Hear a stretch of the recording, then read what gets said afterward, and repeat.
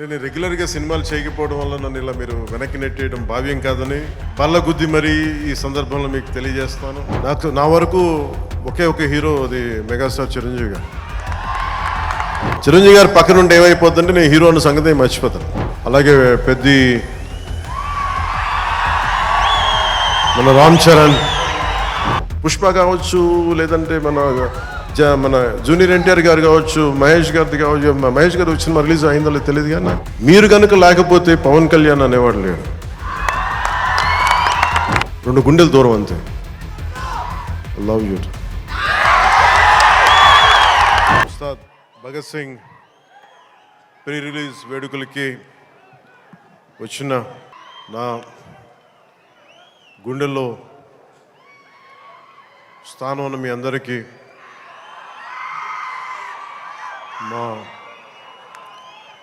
దీన్ని టీవీలో చూస్తున్న తెలుగు ప్రజలందరికీ, మీ అందరికీ నా హృదయపూర్వక నమస్కారాలు. మనస్ఫూర్తిగా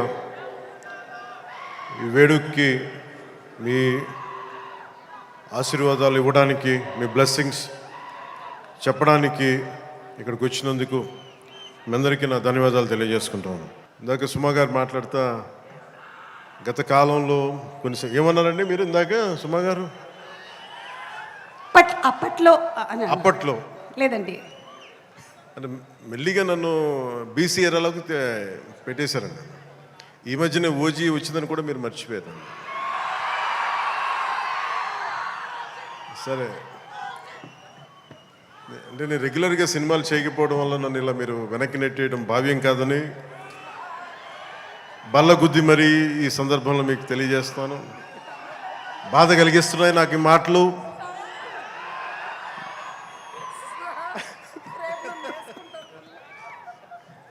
సరదాగా సినిమా నాకు చాలా ఇష్టమైంది. నాకు అన్నం పెట్టిన సినిమా, ఈరోజు ప్రజలకు సేవ చేసే గుర్తింపునిచ్చిన సినిమా. అందుకే నా నిర్మాతలు బాగుండాలని కోరుకుంటాను. సినిమా కోసం ఉత్సాహంతో వచ్చే నా అభిమానులు ఆనందం కలగాలని కోరుకుంటాను. ఎప్పుడు సినిమా ఎలా ఆడాలి, ఎంత బాగా ఆడాలి నాకు తెలియదు. ఎప్పుడు సినిమా రిలీజ్ అయినప్పుడు కలెక్షన్స్ ఎంత ఇప్పుడు అడగలేదు, నాకు తెలియదు ఆ సంగతి. అలాగే నాకు ఏ సినిమా బాగుండాలని కోరుకుంటాను. నేను ఎప్పుడు తెలుగు సినిమా, తమిళ సినిమా ఇలా చూడండి. నేను ఇండియన్ సినిమా అనుకుంటాను. ఎప్పుడు నేను భారతీయ చిత్ర పరిశ్రమ అనుకుంటాను తప్ప ఈ తెలుగు, తమిళ్ లేదంటే హిందీ ఇట్లా అనుకోని ఎప్పుడు. అలాంటి తెలుగు చిత్ర పరిశ్రమ ఈరోజు భారతదేశంలో ప్రపంచవ్యాప్తంగా అది ఆస్కర్ దాకెళ్ళి, ఇది మన తెలుగు చిత్ర పరిశ్రమ తాలూకు గ్రేటెస్ట్ అచీవ్మెంట్ అది. అలాంటి తెలుగు చిత్ర పరిశ్రమలో నాకు చిన్నపాటి భాగస్వామ్యం ఉన్నందుకు చాలా ఆనందంగా ఉంటుంది. ఎప్పుడు నా నిర్మాతలు బాగుండాలని కోరుకుంటాను. నా దర్శకులు, నా రైటర్స్, వాళ్ళు రాసిన కథని నేను ఎంత బాగా చేయాలని అనుక్షణం తపన పెడతాను. కానీ రిజల్ట్స్ ఎప్పుడు మన చేతిలో ఉండవు. ఒకసారి నేను ఎప్పుడు సినిమాలు నాకు పదే చాలా సందర్భాలు చెప్తూ ఉంటాను. నా వరకు ఒకే ఒక హీరో, అది మెగాస్టార్ చిరంజీవి గారు. సో ఎవరైనా నన్ను మెచ్చుకుంటా ఉంటే నాకు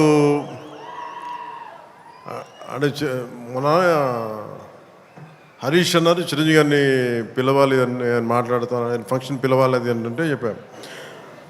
మీకు హీరో కావాలి అంటే నన్ను పిలవండి, మీకు తమ్ముడు కావాలంటే చిరంజీవి గారిని పిలవండి. చిరంజీవి గారు పక్కన ఉంటే ఏమైపోతుందంటే నేను హీరో అన్న సంగతి మర్చిపోతాను. నాకు ఏం మాట్లాడాలో కూడా తెలియదు నాకు ఒక్కసారి. అలాంటిది అన్నయ్య చిరంజీవి గారు మనస్ఫూర్తిగా ఈరోజు ఉస్తాద్ భగత్ సింగ్ ట్రైలర్ చూసి ఆయన ట్వీట్ చేసింది ఇందాకే చూపించారు. నాకు అన్నయ్య చిరంజీవి గారికి మనస్ఫూర్తిగా నా ధన్యవాదాలు తెలుపుతున్నాను. అలాగే మన రామ్ చరణ్, తను కూడా ట్వీట్ చేసినందుకు మనస్ఫూర్తిగా నా ధన్యవాదాలు తెలుపుతున్నాను. అలాగే దర్శకులు బుచ్చిబాబు గారు, పిఠాపురం నివాసి, సో వారికి కూడా మనస్ఫూర్తిగా నా ధన్యవాదాలు తెలుపుతాను. సినిమా స్టార్ట్ చేసేటప్పుడు ఎప్పుడు కూడా చాలా అద్భుతంగా రావాలి, 10 మందికి డబ్బులు రావాలని ప్రయత్నం చేస్తూ ఉంటాం.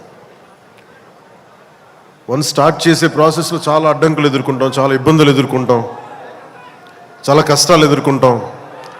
ఒకసారి సినిమా విజయం సాధించే కొంచెం అడ్డు అందరికి ఇబ్బంది కానీ కొంచెం మీరు దయచేసి పక్కన కొంచెం పక్కన సినిమా విజయం సాధించాలని అందరం పనిచేస్తాం. ఈ ప్రాసెస్లో చాలా ఒడిదుడుకులు ఎదుర్కొంటాం. ఒడిదుడుకుల్ని తట్టుకొని ఒక సినిమాని అనుకున్నట్టుగా తీసి విజయం సాధించడం చాలా చాలా చాలా కష్టమైంది. నిద్రలు ఉండవు. అందరం ఎవరి పట్టుకుడి కోసం పనిచేస్తాం. ఇది ఎవరిని ఉద్ధరించడానికి సినిమాలు చేయం, కానీ మా పని, మాకు ఇష్టమైన పని, మాకు ఉపాధినిచ్చే, మాకు తిండి పెట్టేది ఇది. సో ఎవరం కూడా సినిమా పోవాలని ఎవరు, ఏ హీరో కాదు, ఏ హీరో కూడా ఎవరు చేయరు. అందరూ బాగుండాలని చేస్తారు, కానీ అన్నిసార్లు పరిస్థితులు అనుకూలించు.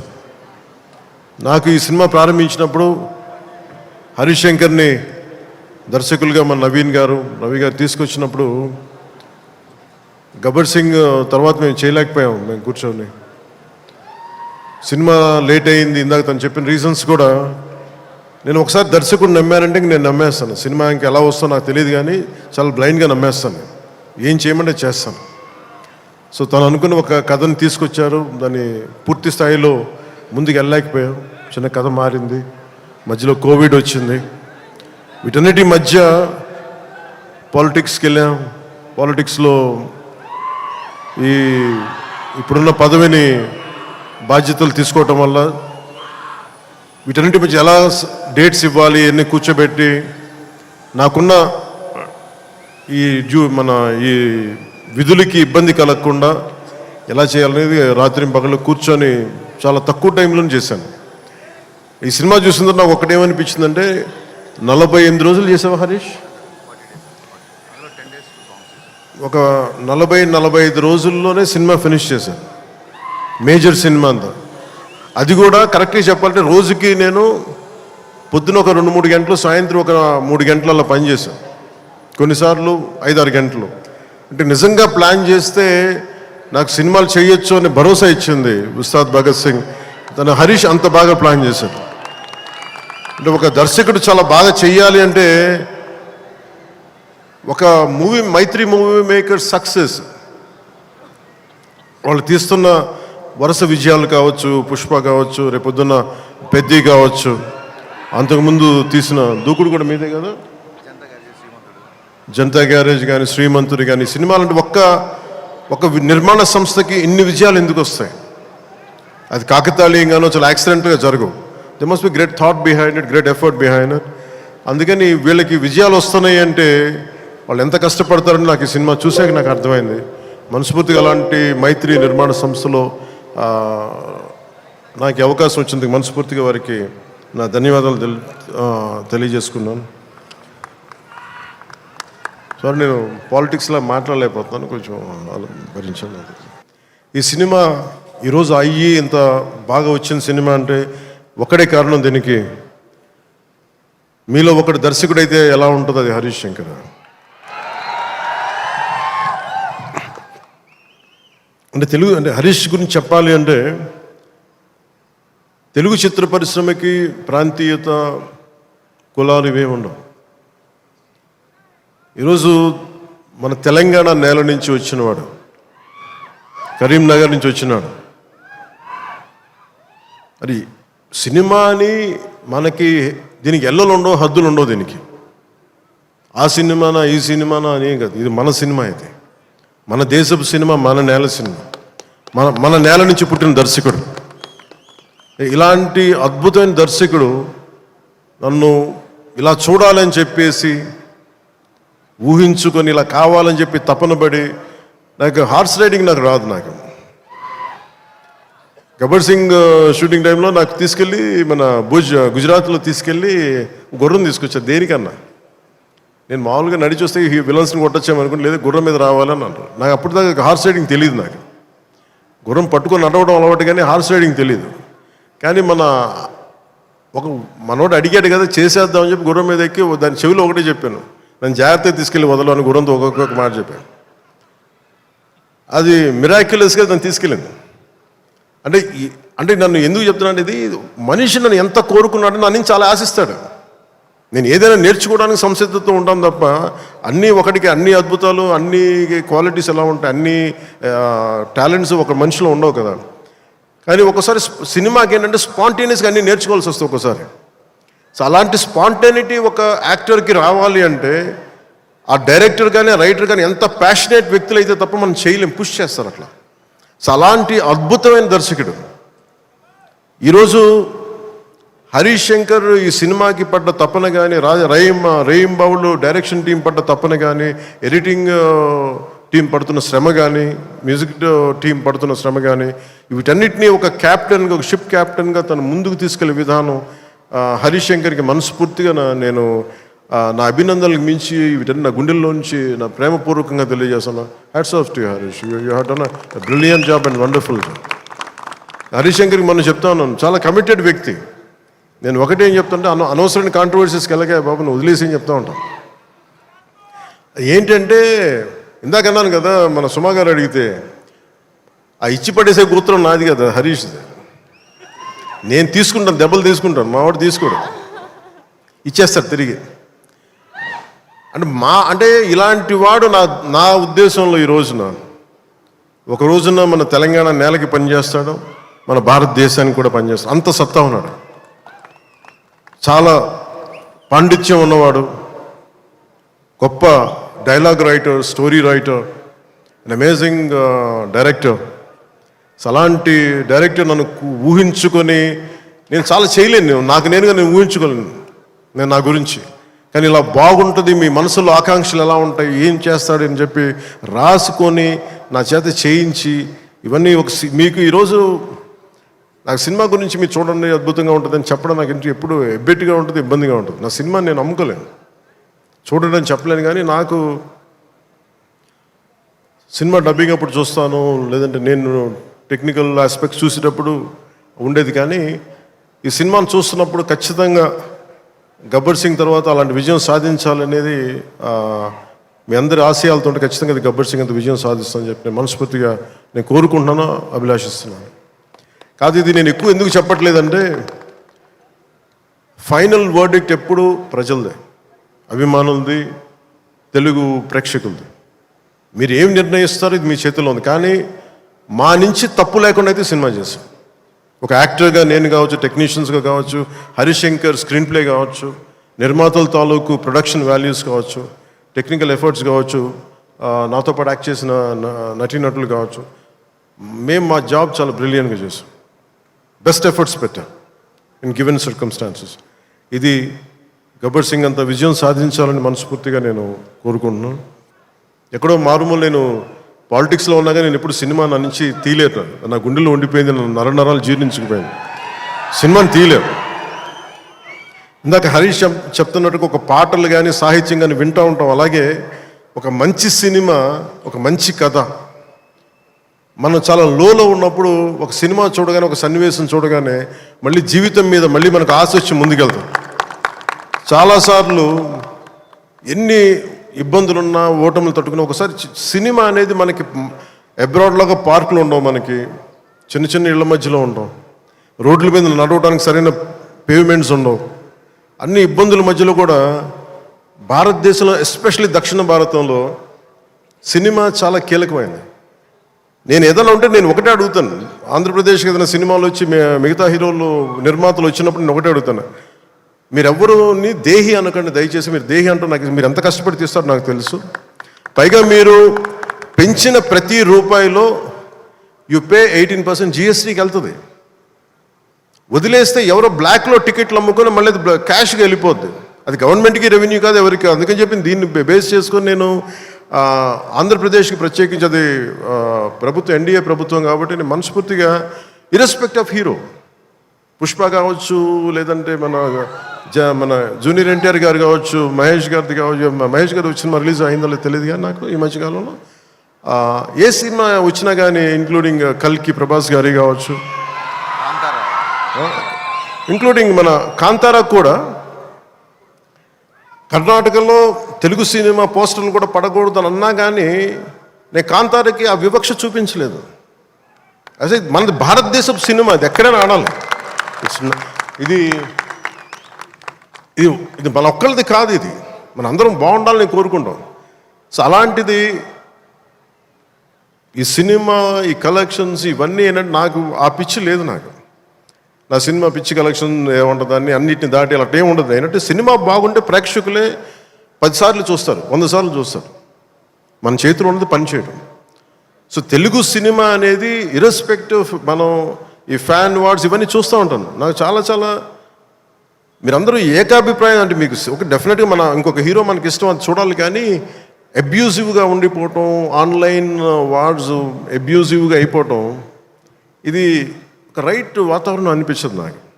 నేను పర్సనల్గా చెప్తాను కదా, మీ బీయింగ్ ఏ హీరో నేను చెప్తాను కదా, అందరి హీరోల అభిమానులు నేను చాలా గౌరవిస్తాను. ఎందుకంటే నాకు ఏ హీరోతో నాకు విభేదాలు లేవు. నాకు ఏ హీరో సాధించిన విజయం మీద నాకు చిన్నపట్ల ఇది కూడా ఉండదు. నాకు అందరూ బాగుండాలి, మనస్ఫూర్తిగా మీరు విజయం సాధించాలి. ఎందుకంటే నేను ఒక్కడిని అన్ని సినిమాలు చాలా ఈరోజు కాదు, అనేక సందర్భాల్లో చెప్పాను.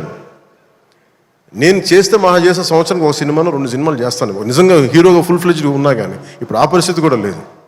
అలాంటిది ఇన్ని థియేటర్లు, ఇంత ఇన్వెస్ట్మెంట్ రావాలి అంటే 100 సినిమాలు వస్తే తప్ప నిజంగా అక్కడ థియేటర్లను పోషింపలేదు. దానికి తద్వారా ఉపాధి ఉంటుంది అందరికీ. అందుకని సినిమాలు బాగుండాలి, అందరూ చూడాలని కోరుకుంటాను తప్ప దాంట్లో మన సినిమా కూడా ఆడాలని నేను కోరుకుంటాను. ఒక హీరోగా నా ఒక ధర్మం, నా ప్రొడ్యూసర్స్ బాగుండాలని కోరుకుంటాను.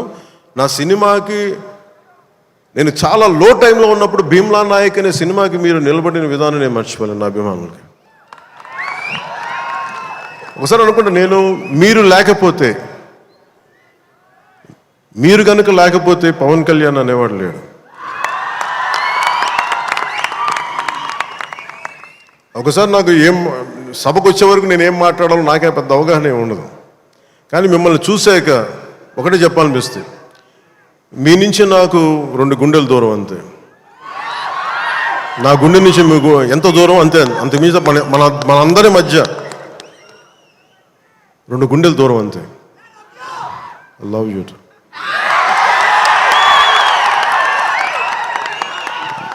నేను సినిమా చేసినప్పుడు ఒకటే కోరుకుంటా, మీకు పవన్ కళ్యాణ్ సినిమా చూసినప్పుడు ఎలా ఉండాలి అని కోరుకుంటానంటే ఎంటర్టైన్మెంట్ ఉండాలి. ఆర్ట్ సినిమాలో ఉండకూడదు, కొంచెం ఎంటర్టైన్మెంట్ ఉండాలి, చిన్న ఉత్సాహం రావాలి, చిన్నపాటి సామాజిక అవగాహన స్పృహ ఉండాలి, దేశం మీద చిన్నపాటి భక్తి ఉండాలి, భక్తి పెంపొందించేలా ఉండాలి. ఇవన్నీ ఒక కలెక్టివ్ థాట్ అన్నీ సరైన కమర్షియల్ మీటర్లో దొరికితే ఎలా ఉంటుందో ఈ సినిమా హరీష్ శంకర్ నిర్దేశకత్వంలో, ఆయన దర్శకత్వంలో నేను ఏమైతే ఇలా ఉంటే బాగుంటుందని కోరుకుంటానో అవన్నీ చాలా పొందిగ్గా ఒక భగవంతుడికి ఒక మాల్లా కూర్చాడు. ప్రేక్షకులుగా ఆ మాల వేయడానికి సిద్ధంగా ఉన్నాను హరీష్ శంకర్. మీరు this film will definitely I think entertain you. అంటే నాకేంటంటే డికేడ్స్ నుంచి, లాస్ట్ 2.5 డికేడ్స్ నుంచి నాకు ఏ సినిమా చెప్పుకోవడం నాకు తెలియదు. తొలి ప్రేమ కూడా ఆడినప్పుడు, నా ఫస్ట్ సినిమా ఆడినప్పుడు కూడా అంటే మేబీ నా 3rd, 4th సినిమా నాకు తెలియదు అది ఎంత హిట్ అయిందని కూడా తెలియదు. అలాగే మన ఓజీ హిట్ అయినప్పుడు కూడా నాకు తెలియదు. అంటే నాకేమనుకుంటానంటే మన పని అయిపోయింది కదా, మీరు చొక్కాలు చించుకుంటారా, థియేటర్లో ఏం చేస్తారో నాకు తెలియదు నాకు. అలాగే ఈ సినిమా మీకు అత్యంత అద్భుతమైన వినోదం ఇవ్వాలి, మీకు జోష్ని ఇవ్వాలని మనస్ఫూర్తిగా కోరుకుంటూ మీ అందరికీ మరోమారు ఒకటి నా కుదిరినంత వరకు అంటే నేను చాలాసార్లు అనుకున్నాను, ఒకసారి సినిమాలు పాలిటిక్స్లోకి వెళ్ళి సినిమాలు వదిలేస్తే బెటర్ అనిపిస్తుంది ఒకసారి. కానీ ఏమనిపిస్తుంది అంటే దానికి రీజన్ ఏంటంటే, కనీసం నన్ను చాలామంది మాట్లాడుతూ ఉంటారు, కొంతమంది నేనంటే పడని రాజకీయాలు ఉండే వ్యక్తులు కొంతమంది. నాకేమనిపిస్తుందంటే అలాగే నాకేమనిపిస్తుందంటే రాజకీయాల్లో ఉండే వాళ్ళందరికీ కాంట్రాక్టులు చేసుకుంటారు, వాళ్ళందరికీ వ్యాపారాలు ఉన్నాయి. నాకు సినిమా ఉంది, కాకపోతే నేను కూర్చోబెట్టి మొత్తం పనులు అన్నీ వదిలేసి బాధ్యతలు వదిలేసి నేను సినిమాలు చేయట్లా. కనీసం ప్రతి మనిషికి 8 hours డ్యూటీ చేయాలి. అది కనీసం బేసిక్ రూల్, అది 8 hours. అలాంటిది నేను 16 గంటలు పనిచేస్తాను, 14 గంటలు పనిచేస్తాను. ఒక 3-4 గంటలు ఇలాంటి సమయంలో కుదిరితే అన్నీ కరెక్ట్గా పెట్టుకొని నా సమయాన్ని నిజంగా వాల్యూ దృష్టిని దాని తాలూకు విలువను గుర్తించి సరిగ్గా ప్లాన్ చేసుకుంటే మన ఉస్తాద్ భగత్ సింగ్ లాగా ఎలా ప్లాన్ చేయగలం హరీష్ చూపించారు అది. సో నాకు దాన్ని బట్టి ఇది సినిమాల్లో మనం చేయొచ్చు అనే ఒక చిన్నపాటి ఆశ అయితే కలిగింది. అంటే ఆశ కంటే కూడా చెప్పాలంటే ఒక ధైర్యం వచ్చింది. సో నెక్స్ట్ టైం ఎవరైనా సినిమా చేయాలి నా దగ్గరికి వచ్చినప్పుడు హరీష్ శంకర్ గారికి మైత్రి మూవీస్కి నేను పంపిస్తాను. వాళ్ళు ఎలా ప్లాన్ చేశారు, ఎలా అత్యంత తక్కువ టైంలో, అంటే నేను వాళ్ళకి అర్థమయ్యేది కాదు. ఎప్పుడు నేను ఆంధ్రాలో ఉన్నాను, ఎప్పుడు ఇక్కడ ఉన్నాను అర్థమయ్యేది కాదు ఎవరికి. ఏదో లీక్ ఇవన్నీ అటువంటి సినిమాలో ఏం పెట్టారని ఇందాక శ్రీలీల గారు డాన్స్ లేదు అంటే నాకు డాన్స్కి మించిన సాంగ్ ఒకటి చేశారు ఆవిడ. So very beautiful song. అది మీకు తిరిగి ఒక ఇందాక సుమా గారు చెప్పినట్టుగా చాలా దశాబ్దాల క్రితం అప్పుడెప్పుడో నేను చాలా సినిమాలు చేస్తున్నప్పుడు మీకు గుర్తుండే ఉంటుంది కదా, చాలా రోజుల క్రితం, కొన్ని శతాబ్దాల క్రితం ఆ మర్చిపోయిన నా భావనని తిరిగి ఈ సినిమాలో హరీష్ గారు తీసుకొచ్చారు దాన్ని. అది ఇందాక మీకు కనిపించే ఉంటుంది, ఇందాక ట్రైలర్లో కూడా దాని తాలూకు ఆ చిన్నపాటి ఆలాపన అనేది కనిపిస్తుంది.